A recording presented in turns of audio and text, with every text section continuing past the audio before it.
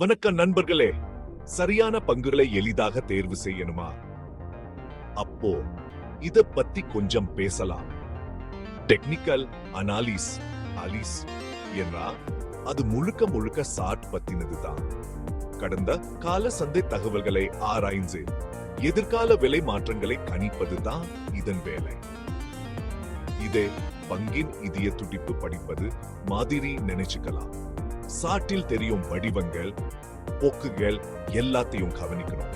அதே மாதிரி fundamental analysis என்பது ஒரு நிறுவனத்தை உள்ளும் புறமும் தெரிஞ்சுக்கிற மாதிரி.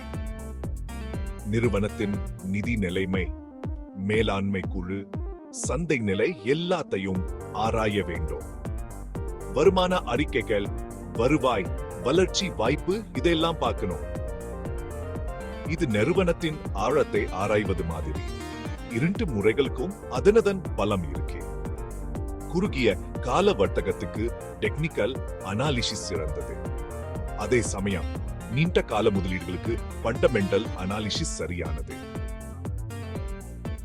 சமநிலையான அணுமுறைக்கு இரண்டையும் சேர்த்து பயன்படுத்துங்க.